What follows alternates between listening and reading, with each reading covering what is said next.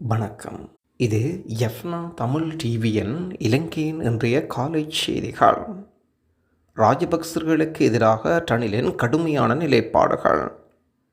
இந்த வருடம் ஜனாதிபதி தேர்தலில் தனக்கு ஆதரவளிக்காத ராஜபக்சர்களுக்கு சார்பாக கட்சியை பெயரளவில் பிரதிநிதித்துவப்படுத்தும் அமைச்சர்கள், நாடாளுமன்ற உறுப்பினர்கள் அனைவரையும் வெளியேற்றுமாறு ரணில் விக்ரமசிங்க அறிவித்திருக்கின்றார்.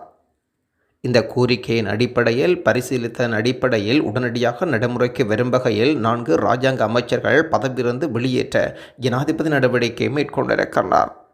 அரசியலமைப்பின் ஜனாதிபதி வழங்கப்பட்டுள்ள அதிகாரங்களின் பிரகாரம் 4 இராஜாங்க அமைச்சர்கள் உடனடியாக அமலுக்கு வரும் வகையில் பதவியிலிருந்து நீக்குவதற்கு ஜனாதிபதி நடவடிக்கை எடுத்துள்ளார்.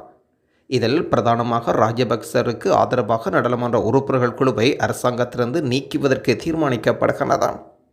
துறைமுகங்கள், விமான சேவைகள் இராஜாங்க அமைச்சர் பிரேம்லால் ஜீசேகர, மின்சக்தி மற்றும் எரிசக்தி இராஜாங்க அமைச்சர் இந்திக்க, விவசாய இராஜாங்க அமைச்சர் பிரியதர்சன, நெடுஞ்சாலை இராஜாங்க அமைச்சர் ஸ்ரீபால ஆகியோர் பதவி நீக்கம் செய்யப்பட்டுள்ளனர். இந்த நீக்கத்துடன் தீவிர ராஜபக்ச சார்பு பாராளுமன்ற உறுப்பினர்கள் அனைவரையும் அரசாங்கத்திலிருந்து நீக்கவும் முடிவெடுக்கப்படுகின்றது. இனி இவர்களை எந்த அரசாங்க நிகழ்ச்சியிலும் பங்கேற்க வைப்பதில்லை என்ற முடிவுகள் எடுக்கப்பட்டுள்ளதாக அறிய முடிகின்றது. அதன் அடிப்படையில் மஹிந்த ராஜபக்ச, சமல் ராஜபக்ச, நாமல் ராஜபக்ச, சசீந்திர ராஜபக்ச மற்றும் சகார காரியவசம், யோன்சன் பெர்னாண்டோ, ஜெயந்த கட மற்றும் சஞ்சீவ எதிரிமென்ன, ரஞ்சித் பண்டார மற்றும் சுமித் திச குட்டியராட்சி, நிப்பு ரணவக்க சானக, இந்திக்க அனுரத, பிரசன்ன ரணவீர, காமினி லொக்குகே, சிறிபால கல்மாத் என்று 27 பேர்களுடைய பெயர்கள் உள்ளடக்கப்பட்டிருக்கின்றன.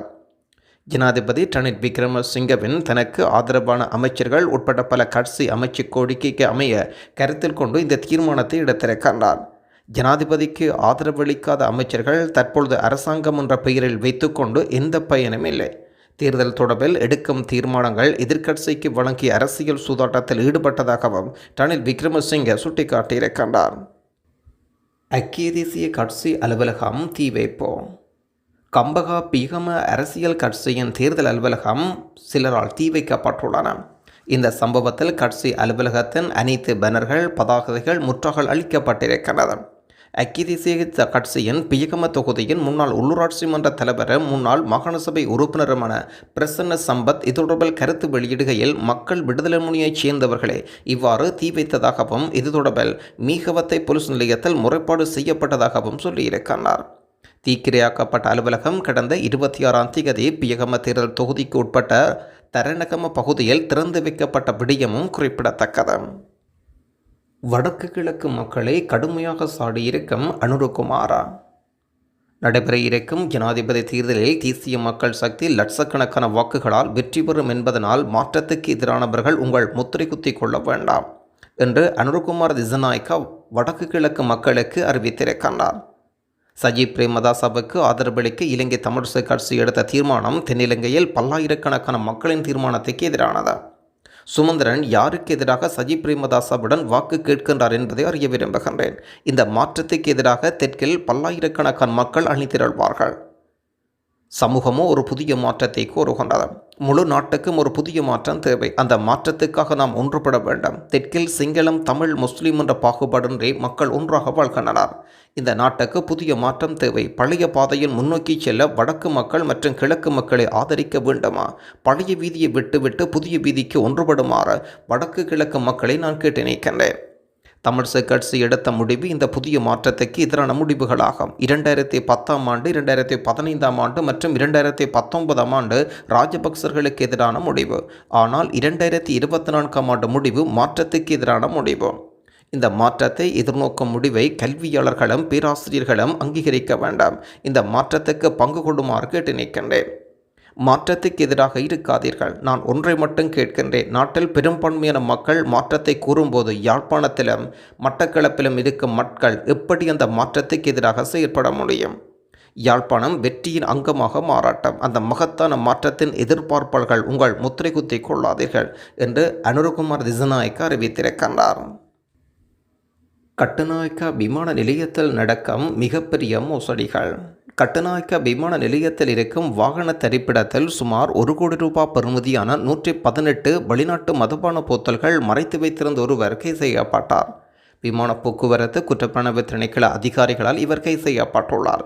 இவர் கொழும்பை மையமாக கொண்டு மதுபான வியாபாரம் செய்யும் வர்த்தகர் ஆவார்.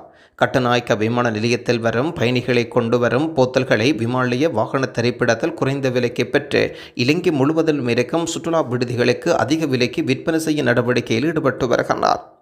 கட்டுநாயக்க விமானிய குற்றப்புலனாய்வு திணைக்கள அதிகாரிகளால் அதுயர்ந்த தரத்தை கொண்ட 100 மதுபான போத்தல்கள் கண்டுபிடிக்கப்பட்டன. சந்தேக நபர் நீர்கொழும்பு நீதிமன்றத்தில் முன்னிலைப்படுத்தப்பட இருப்பதாகவும் மேலதிக விசாரணைகள் தொடர்வதாகவும் அறிவிக்கப்படுகிறது. சர்வதேச போலீசாரின் பிடியாணை பிறப்பிக்கப்பட்ட வெளிநாட்டவர் நாடு கடத்தல். சர்வதேச போலீசாரினால் பிடியாணை பிறப்பிக்கப்பட்ட சீன பிரிஜியொருவர் நாடு கடத்தப்பட்டுள்ளார்.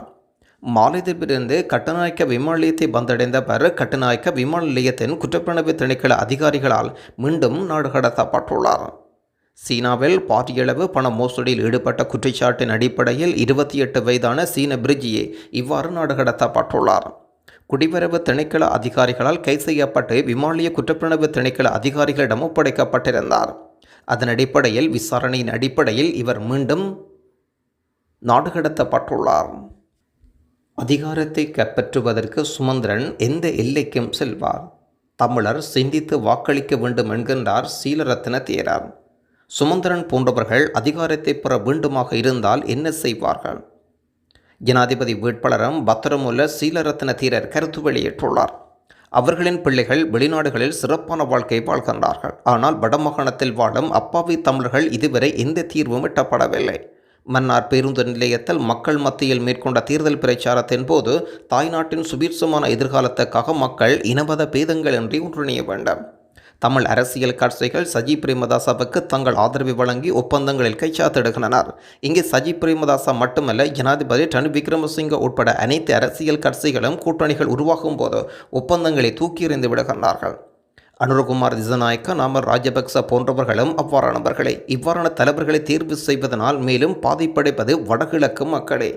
அப்பாவி பொதுமக்களை வைத்து அரசியல் செய்கின்றார்கள். எனவே தமிழ் மக்கள் சிந்தித்து உங்கள் வாக்குகளை தலைவர்களை சென்றடைய வேண்டும் என்பது எனது கருத்து என்றும் தேரர் கருத்து வெளியிட்டுள்ளார். தமிழரசு கட்சியின் முடிவு தேர்தல் களத்தில் மாற்றம். அரியரேந்திரன் வெற்றி பெற முடியாது என்கின்றார் சுமந்திரன். பொது வேட்பாளர் அரியரேந்திரன் ஜனாதிபதி தேர்தலில் போட்டியிடுவதனால் தமிழ் சமூகத்துக்கு எந்த நன்மையும் கிடைக்காது என்று இலங்கை தமிழரசு கட்சியின் நாடாளுமன்ற உறுப்பினர் சுமந்திரன் அறிவிக்கின்றார். இவ்வாறு இருப்பினும் ஐக்கிய மக்கள் சக்தியின் ஜனாதிபதி வேட்பாளர் சஜி பிரேமதாசவை ஆதரிப்பதற்கு தமிழரசு கட்சி எடுத்த முடிவை தொடர்ந்து வடகிழக்கில் அரசியல் இயக்கம் கணிசமான அளவில் மாறியிருக்கின்றது. சஜி பிரேமதாசவை ஆதரிப்பதற்கு நாங்கள் முடிவு செய்தமையினால் வடக்கு கிழக்கு பெரும்பான்மையான மக்கள் சஜித்துக்குத்தான் கிடைக்கும். தற்பொழுது ஐக்கிய மக்கள் சக்தியின் சஜித், தேசிய மக்கள் சக்தியின் அனுர்குமார சினாய்க் ஆகியோர் இருவரே முக்கிய வேட்பாளராக போட்டியிடுகின்றனர். நாங்கள் சஜித்தை ஆதரிக்க முடிவு செய்திருக்கின்றோம். எனினும் தமிழ் பொது வேட்பாளர் நிறுத்தும் யோசனையை சுமந்திரன் நிராகரிக்கின்றார். அத்தகைய வேட்பாளர் ஜனாதிபதியாக வெற்றி பெற வாய்ப்பில்லை என்பதனால் இது ஒரு தவறான உத்தி என்றும் சுட்டிக்காட்டுகின்றார். அரியரேந்திரன் தேர்தலில் போட்டியிடுவதனால் தமிழ் சமூகத்துக்கு எந்த நன்மையும் கிடைக்காது. 2019ஆம் ஆண்டு தேர்தலில் நாங்கள் சஜித்தை ஆதரித்தோம். 2024ஆம் ஆண்டிலும் அவருக்கு ஆதரவு வழங்குவோம். சஜித், அனுரகுமார, ரணில் விக்ரமசிங்க மத்தியில் வாக்குகள் பிளவுபட்ட நிலையில் சஜித்துக்கு ஆதரவு அளிக்க தமிழரசு கட்சி எடுத்த முடிவின் அடிப்படையில் இப்போது தேர்தல் களம் மாறியிருக்கிறது. கடந்த காலங்களில் தமிழர்கள் ராஜபக்சர்களுக்கு எதிராக வாக்களித்ததனால் ரணில் வட மக்களின் வாக்குகளை வென்றார். தற்பொழுது அவர் ராஜபக்ச அணியுடன் இணைந்திருப்பதனால் ரணில் ராஜபக்ச கூட்டணிக்கு எங்கள் மக்கள் ஆதரவு வழங்க மாட்டார் என்ற கருத்து வெளியிட்டுள்ளார் சுமந்திரன். வரி இல்லாத வர்த்தக தொகுதி கொழும்பு துறைமுக நகரத்தில் திறப்பு. கொழும்பு துறைமுக நகரத்தில் நிர்மாணிக்கப்பட்ட வரியில்லா வர்த்தக தொகுதியை ஜனாதிபதி ரணில் விக்ரமசிங்க திறந்து வைத்துள்ளார். இந்த வர்த்தக தொகுதி நிர்மாணிக்கப்பட்டிருக்கும் வரியில்லா வர்த்தக தொகுதி விற்பனை நிலையங்கள், உணவகங்கள் ஆகியவற்றை உள்ளடக்கியது. பெயர் பலகை திறநீக்கம் செய்து வணிக வளாகத்தை திறந்து வைத்த ஜனாதிபதி கண்காணிப்பு பயணத்தையும் மேற்கொண்டார். துறைமுக நகரம் இவ்வாறு அவுறு செய்ய முடியும் என்று 2 வருடங்களுக்கு முன்னர் யாரும் எதிர்பார்க்கவில்லை. சர்வதேச நாணய நிதியத்தின் ஆதரவுடன் அரசாங்கம் நாட்டில் பொருளாதார நிலைமைகளை ஏற்படுத்தி இருப்பதனால் துறைமுக நகரின் நிதிச்சி ஏற்பாடுகள் தொடங்க முடிந்திருக்கின்றன. சுமார் 100 நிறுவனங்கள் துறைமுக நகரம் குறித்து கவனம் செலுத்தியிருக்கிறது. அவற்றில் 74 நிறுவனங்கள் இந்த வருட இறுதிக்குள் துறைமுக நகரத்தில் முதலீடு செய்ய இருக்கிறது. வெளிநாட்டு கடன் வழங்கலுடன் செய்து கொள்ளப்பட்ட உடன்படிக்கையில் திருத்தமின்றி அமுல்படுத்தப்பட்டதனால் நாட்டுக்கு சிறந்த எதிர்காலம் கிடைக்கும் என்றும் ஜனாதிபதி கருத்து வெளியிடுகின்றார். இலங்கை விமானப்படைக்கு அமெரிக்காவினால் நன்கொடையாக வழங்கப்பட்ட பீச்கிராஃப்ட். இலங்கை விமானப்படைக்கு அமெரிக்காவினால் நன்கொடையாக வழங்கப்பட்ட பீச்கிராஃப்ட் கிங் ஏஆர் 360 என்ற விமானமானது அடுத்த வாரம் இலங்கை வந்தடைய இருக்கிறது. அமெரிக்க பாதுகாப்பு திணைக்களத்தின் நிகழ்ச்சி திட்டத்தினால் நிதியளிக்கப்பட்ட 2019 ஆரம்பிக்கப்பட்ட இந்த நன்கொடையானது இலங்கை விமானப்படையுடன் காணப்படும் நீண்டகால ஒத்துழைப்பின் ஒரு பகுதியாகும் என்றாம். தேடுதல், மீட்பு நடவடிக்கைகள், போதைப்பொருள் தடுப்புகள், கடத்தல், கள்ளக்கடத்தலை முறியடித்தல் ஆகிய விடயங்களில் இலங்கையின் திறன்களை அதிகரிக்கும் வகையில் இது மேம்படுத்தப்பட்ட விமானமாக வடிவமைக்கப்பட்டிருக்கின்றது. இந்த நன்கொடையானது அமெரிக்க இலங்கை பாதுகாப்பு ஒத்துழைப்பின் மேலும் வலுப்படுத்தப்படும். அதேவேளை இந்த நாட்டின் கடல்சார் கண்காணிப்பு நடவடிக்கைகளையும் இது கணிசமாக மேம்படுத்தும். இலங்கை விமானப்படைக்கு எவ்வித செலவுகளுமின்றி அமெரிக்க அரசினால் வழங்கப்படும் 19 மில்லியன் அமெரிக்க டாலர் பெறுமதியுடன் இந்த விமானம் அதற்கு தேவையான உதவி சேவைகள் ஆகியவற்றை உள்ளடக்குகின்றது. இந்த விமானமானது இது தொடர்பாக அறிமுகம் மற்றும் அதை இயக்குவது தொடர்பான பயிற்சி என்பன நிறைவடைந்த பின்னர் இந்த ஆண்டின் பிற்பகுதியில் உத்தியபூர்வமாக கையளிக்கப்பட இருக்கிறது. இந்த ஒத்துழைப்பின் ஒரு பகுதியாக இலங்கை அதிகாரிகள் இந்த விமானத்தை இயக்குவதற்கும் பராமரிப்பதற்கும் முழுமையாக தயாராக இருப்பதை உறுதி செய்வதற்காக அமெரிக்க அதிகாரிகள் 3 மாத கால பயிற்சி நிகழ்ச்சி திட்டம் ஒன்றை நடத்துவார்கள். பீச்கிராஃப்ட் நிறுவனத்தினால் தயாரிக்கப்பட்ட 2022 ஆண்டின் இறுதியில் தயாரிப்பு பணிகள் நிறைவு செய்யப்பட்ட இந்த விமானமானது 2024 ஆண்டின் நடுப்பகுதியில் இறுதி செய்யப்பட்ட ரேடார், புகைப்பட கருவிகள் போன்ற கடல்சார் ரோந்து பணிகள், தேவையான உணரிகளை நிறுவுதல் உட்பட மேலதிக மேம்படுத்தலுக்காக உட்படுத்தப்பட்டது. அடுத்த வாரம் வருகை தரும் என்று எதிர்பார்க்கப்படும் இந்த விமானத்தின் வருகை தயாரிப்பதற்கு 2024 ஜூன் முதல் ஆகஸ்ட் மாதம் வரை கான்சாஸ், புளோரிடாவில் இடம்பெற்ற பயிற்சிகளில் இலங்கை விமானப்படை அதிகாரிகள் பங்கேற்றார்கள். இலங்கையை வந்தடைந்ததும் திருகோணமலை சீனன்குடாவில் இணைந்து கொள்வதற்கு முன்பாக இந்த விமானமானது ரத்மனையில் விமானப்படை தளத்தில் மேலதிக பயிற்சி மற்றும் ஒருங்கிணைப்பு ஆகியவற்றுக்கு உட்படும். இலங்கை மத்திய வங்கியினால் இன்றைய தினம் வெளியீடு செய்யப்பட்டிருக்கும் நாணய மாற்று விகிதங்களின் பட்டியல். ஆஸ்திரேலியன் டாலர் 206 ரூபா, கெனடியன் டாலர் 226 ரூபா, யூரோ ஒன்றின் பெறுமதி 338 ரூபா, சிங்கப்பூர் டாலர் 235 ரூபா, ஸ்டேர்லிங் பவுண்ட் 401 ரூபா, சுவிஸ் பிராங்க் 362 ரூபா, அமெரிக்க டாலர் 303 ரூபா.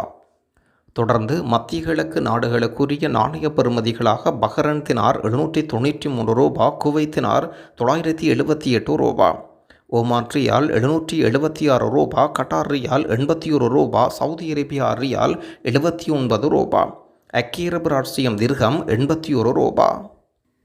சிலர் வரி குறைப்பை சொல்கின்றார்கள். கோத்தபாய ராஜபக்ச அவர்கள் ஜனாதிபதியாக இருந்தபோது வரி குறைப்பை செய்ததனால் அவரின் ஆட்சி சரிவை கண்டது. அந்த நிலை மீண்டும் வரக்கூடாது என்பதனால் நாம் கடன் வாங்குவதையும் பணம் அச்சிடுவதையும் நிறுத்தியிருக்கின்றோம். இனிவரும் காலங்களில் உற்பத்தியை அதிகப்படுத்தி தொழில் வாய்ப்புகளை உருவாக்க வேண்டிய தேவை இருக்கிறது. அதேபோல் வரிசை சுமையை குறைத்து நிவாரணத் திட்டங்களை பலப்படுத்த வேண்டி இருக்கிறது. மொத்த தேசிய உற்பத்தியை அதிகரித்தால் வரிச்சுமையும் குறைக்க முடியும். நாம் தொடர்ந்து இறக்குமதி பொருளாதாரத்தின் மீது தங்கியிருக்க முடியாது. ஏற்றுமதி பொருளாதாரத்தை நோக்கி நகர வேண்டிய கட்டாயம் ஏற்பட்டுள்ளது. அதனை செய்யாவிட்டால் நாம் மீண்டும் நெருக்கடிக்குள் விழுவோம். நாம் முன்னோக்கி செல்ல பொருளாதார மாற்றம் ஒன்று அவசியம். அதற்காக இயலும் ஸ்ரீலங்கா வேலை திட்டத்தை 5 முக்கிய அம்சங்களை அடையாளப்படுத்தி கொண்டு முன்வைத்திருக்கின்றோம். இன்று பல பொருட்கள் விலை குறைக்கப்பட்டிருக்கின்றது. அடுத்த சில வருடங்களில் மக்களின் சுமைகள் முற்றாக குறைக்க வேண்டும் என்பது எமது எதிர்பார்ப்பாகும். எனவே ரூபாவின் பெறுமதியை பலப்படுத்தி அதனை செய்வோம் என்று ஜனாதிபதி ரணில் விக்ரமசிங்க அறிவிக்கின்றார். இதற்காக நிறுத்தப்பட்டது நாகைக்கும் காங்கேசன்துறைக்கும் இடையிலான கப்பல் சேவை. எரிபொருள் இன்மையினால் திடீரென நிறுத்தப்பட்டது நாகைக்கும் காங்கேசன்துறைக்கும் இடையிலான கப்பல் சேவை. நாகப்பட்டினத்துக்கும் காங்கேசன்துறைக்கும் இடையிலான பயணத்தில் ஈடுபடும் கப்பலானது பயணத்தில் ஈடுபடவில்லை என்றும் கடந்த சில வாரங்களுக்கு முன்னர் இந்த கப்பல் சேவையானது உத்தியபூர்வமாக ஆரம்பிக்கப்பட்டது. இன்று காலை நாகப்பட்டினத்திலிருந்து புறப்பட்டு காங்கேசன்துறையை குறித்த கப்பல் வந்தடைந்ததாகவும் இவ்வாறு வந்த கப்பலானது காங்கேசன்துறையிலிருந்து நாகைப்பட்டினத்துக்கான பயணத்தை ஆரம்பிப்பதற்கு தயாரானது. இந்த நிலையில் பயணிக்கும் கப்பலில் ஏறிய பயணத்துக்கு தயாராக இருந்தனர். இருப்பினும் கப்பலில் போதிய அளவு எரிபொருள் இன்மை காரணமாக குறித்த பயணமானது இடைநிறுத்தப்பட்டது. இல்லையில் பயணத்துக்கு தயாராக இருந்த பயணிகள் ஏமாற்றத்துடன் திரும்பிச் சென்றதை அவதானிக்க முடிந்தது. நன்றி.